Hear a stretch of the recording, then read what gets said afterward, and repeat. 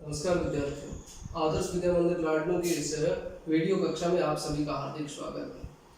आज की कक्षा में हम कारक प्रकरण को आगे बढ़ाते हैं। हमने तृतीय विभक्तिकरण कारक तक पढ़ा था।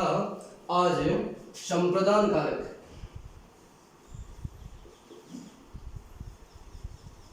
संप्रदान कारक चौथा कारक है संप्रदान कारक।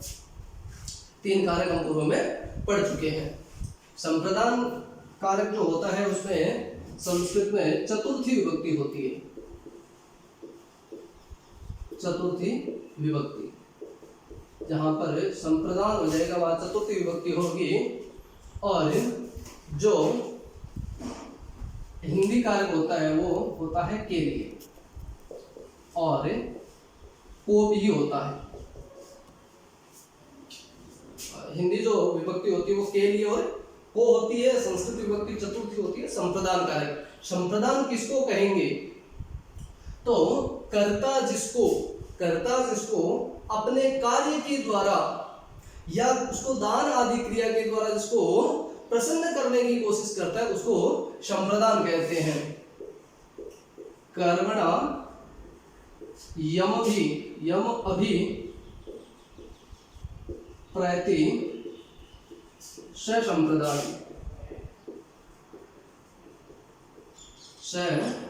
कर्मणा यम अभिप्रेति संप्रदानम। कर्म से, काम से जिसको अभिप्रेति प्रसन्न करना चाहता है वो क्या होता है?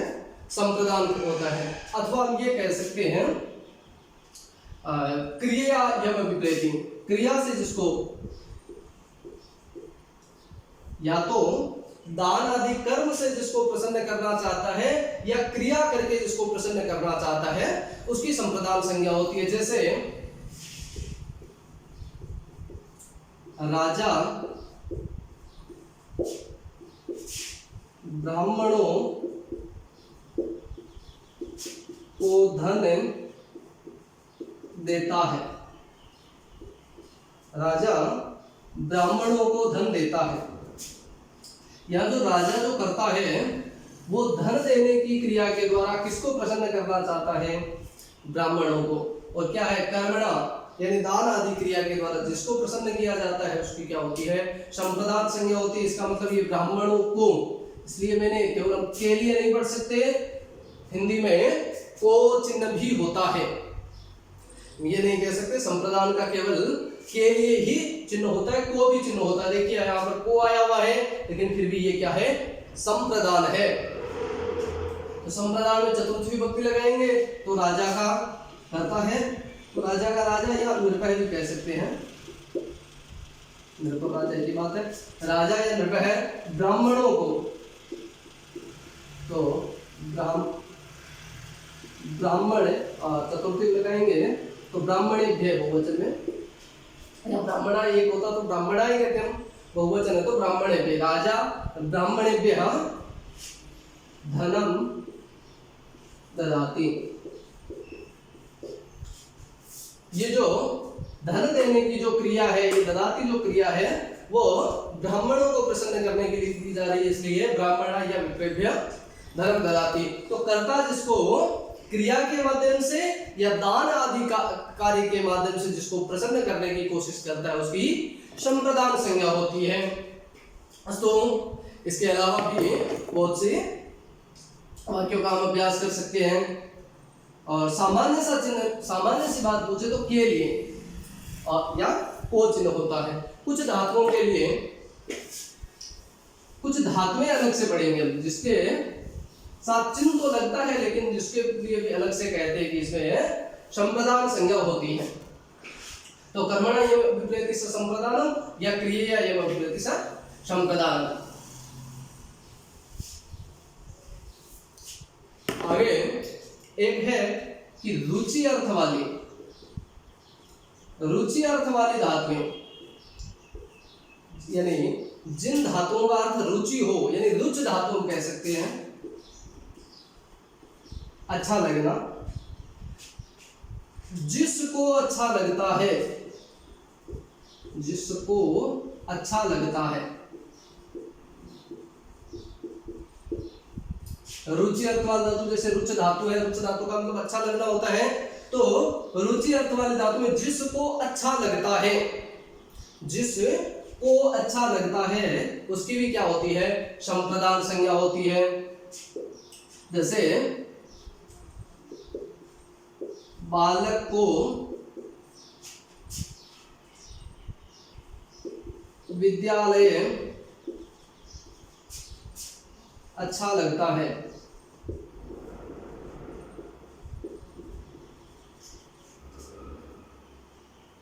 बालक को विद्यालय अच्छा लगता है।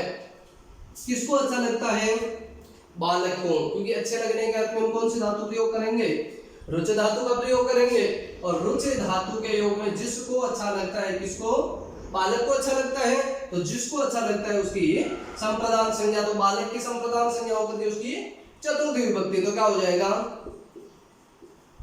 बालकाय विद्यालय।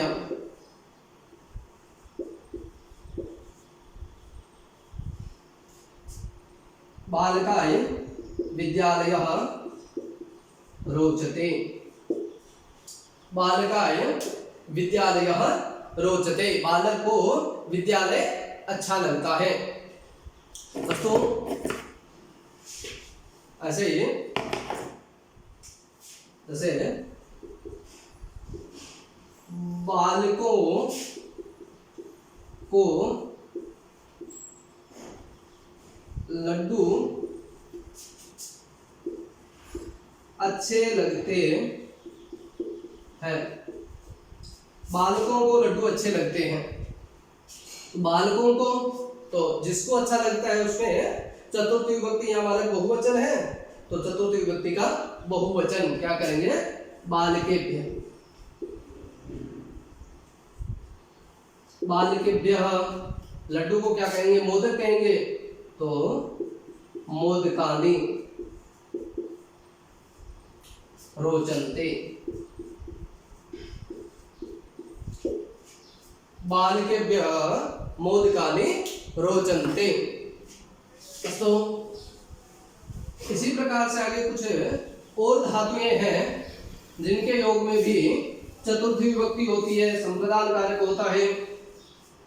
जैसे क्रुद्ध धातु है, क्रुद्ध मतलब क्रोध करना,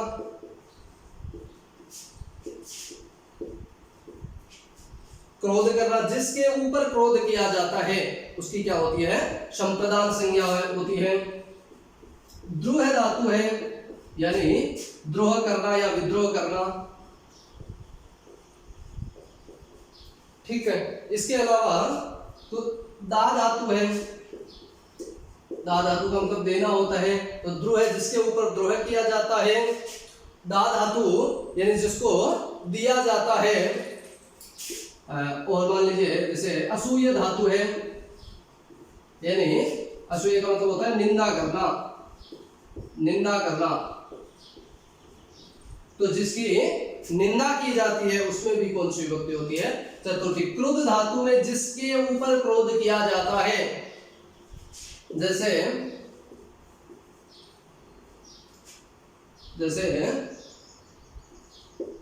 पिता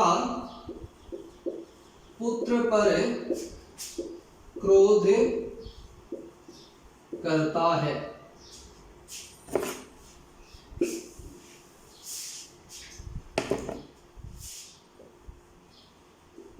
पिता पुत्र पर क्रोध करता है। किस पर क्रोध करता है, पुत्र पर। जिसके ऊपर क्रोध किया जाता है उसमें चतुर्थी विभक्ति होगी द्रोह है। जैसे दुष्ट सज्जन से द्रोह करता है। यहाँ अब या तो से आ रहा है या पर आ रहा है, ये तो हिंदी चिन्ह ये हो सकते हैं, लेकिन हमें ये धातुएं ध्यान रखनी है। केवल मात्र चिन्ह को देख करके हम काम नहीं करेंगे, इन धातुओं के योग में चतुर्थी विभक्ति होती ही है। जैसे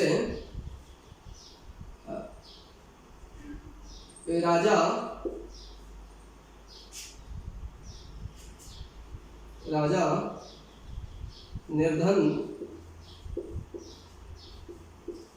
को धन देता है। और चौथी धातु के अनुसार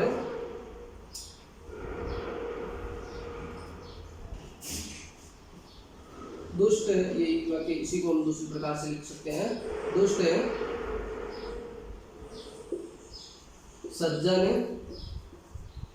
सज्जन की निंदा करता है।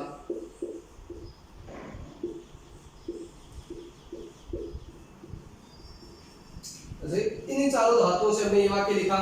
क्रोध धातु से जिस पर क्रोध किया जाता है, किस पर? पुत्र क्रोध किया जा रहा है। द्रोह धातु जिसके ऊपर द्रोह किया जा रहा है तो किस पर? सज्जन पर। दा धातु जिसको दिया जाता है तो किसको? निर्धन को। और असूय निंदा जिसकी निंदा की जाती है तो किसकी की जा रही है? सज्जन की। यानी ये सारे के सारे इनके अंदर कौन सी विभक्ति होगी? चतुर्थी विभक्ति। जैसे वाक्य बनेगा पिता पुत्र पर पुत्राय क्रुध्यति। पिता पुत्राय क्रुध्यति। पिता पुत्र पर क्रोध करता है। दुष्ट सज्जन से द्रोह करता है। दुष्ट सज्जन से द्रोह करता है तो दुष्ट है सज्जनाय द्रोहयति। दुष्ट है सज्जनाय द्रोहयति। राजा निर्धन को धन देता है तो राजा निर्धनाय धनम ददाति।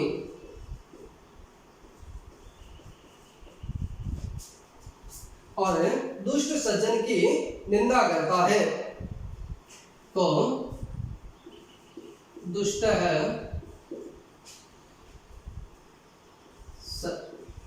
सज्जनाय असूयति। असूयति। दुष्ट है सज्जनाय असूयति। जिसकी निंदा की जाती है, जिस पर द्रोह किया जाता है, उनके अंदर चतुर्थी विभक्ति का प्रयोग होगा। तो इसके बाद में कुछ शब्द भी है जहां पर चतुर्थी विभक्ति का प्रयोग होता है। उसके अलावा तादर्थ्य अर्थ में, तादर्थ्य अर्थ में का मतलब है जिस काम के लिए क्रिया की जाती है, यानी जिस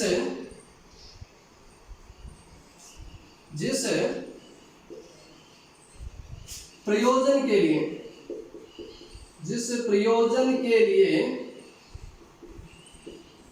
क्रिया की जाती है, उस प्रयोजनवाची शब्द में भी क्या है, कौन सी होती है? चतुर्थी विभक्ति का प्रयोग होता है। उसको कहते हैं तादर्थ्य। तादर्थ्य यानी उस अर्थ में, उस काम के लिए। जैसे मोक्ष के लिए हरि को भजता है, हरि को भजता है। यहाँ जो भजना क्रिया है, भजन करने का काम जो है, वो किस काम के लिए होता है, किस प्रयोजन के लिए है? मोक्ष के लिए। जैसे धर्म के लिए रावण को मारा, धर्म के लिए रावण को मारा। और ये के लिए जो है, हिंदी चिन्ह जो के लिए लिखते हैं, वो इसी अर्थ में, तादर्थ्य अर्थ में ही प्रयोग होता है। तो मोक्ष के लिए हरि को भजता है, धर्म के लिए रावण को मारा। रावण को मारा तो किस लिए मारा? धर्म के लिए, यानी इस प्रयोजन के लिए। जिस प्रयोजन के लिए कार्य किया जाता है, उस प्रयोजन वाले शब्द में भी कौन सी विभक्ति होती है? चतुर्थी होती है। मोक्ष के लिए हरि को भजता है तो हरि को भजने का प्रयोजन क्या है? मोक्ष। तो इस मोक्ष में भी क्या करेंगे? मोक्षाय। किसको भजता है? हरि को। मोक्षाय हरिम भजते, मोक्षाय हरिम भजते। धर्म के लिए रावण को मारा, तो धर्माय रावणम हत्वान, धर्माय रावणम हत्वान, धर्म के लिए रावण को मारा। तो ये मारने का जो प्रयोजन है क्या है? धर्म के लिए। मारना क्रिया किस प्रयोजन के लिए है? धर्म के लिए। तो इसमें चतुर्थी विभक्ति। इसके अलावा आप देखते कुछ ऐसे अव्यय पद है जिनके योग में भी चतुर्थी विभक्ति होती है। मुख्य मुख्य जो हमारे पाठ्यक्रम में निर्धारित है उनके संबंध में हम बात करते हैं, जो कि बहुत महत्वपूर्ण है। उनसे संबंधित वाक्य आते ही हैं, जैसे नमः, स्वस्ति, नमः स्वस्ति, स्वाहा स्वधा, अलम वषट, ये कुछ अव्यय है। नमः, स्वस्ति, स्वाहा, स्वधा, अलम, वषट। नमः है नमस्कार। स्वस्ति का मतलब होता है कल्याण, स्वाहा आहुति,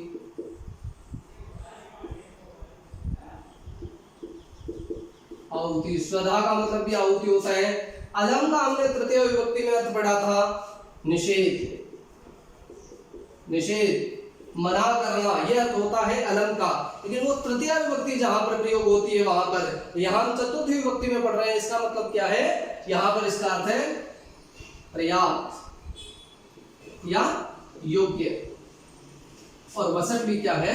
आहुति देने के अर्थ में ही होता है। ठीक है।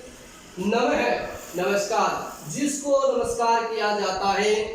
स्वस्ति, जिसका कल्याण कहा जाता है।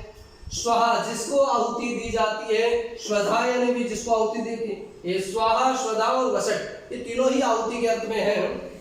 ऐसा कहते हैं कि स्वाहा तो सामान्यतः आप सुनते हैं अग्नि में आहुति के लिए होता है। स्वधा पितरों को जब आहुति दी जाती है तो स्वधा का प्रयोग करते हैं, ऐसा कहते हैं। और वसट का कहते हैं कि इंद्र के लिए जब आहुति दी जाती है तो वसट का प्रयोग करते हैं। तो ये तीनों का ही अर्थ आहुति देना है। अब देखिए, तो जिसको भी आहुति दी जाती है उसमें चतुर्थी विभक्ति होती है। इनके कुछ उदाहरण देखते हैं, जैसे गुरु को नमस्कार, गुरु को नमस्कार तो क्या हो जाएगा? गुरवे नमः, गुरवे नमः। नमः जो ये काव्य है, इसके योग में जिसको नमस्कार किया जाता है उसमें चतुर्थी विभक्ति होती है। तो गुरु शब्द की चतुर्थी विभक्ति गुरवे। स्वस्ति, प्रजा का कल्याण हो, स्वस्ति का मतलब कल्याण होता है। तो हम क्या कह सकते हैं? प्रजा तो एक नहीं हो सकती, प्रजा तो बहुवचन होती है। तो प्रजाभ्यः स्वस्ति, प्रजाभ्यः स्वस्ति। ऐसे ही अग्नये स्वाहा, पितृये स्वधा, अलम, जैसे पहलवान, पहलवान के लिए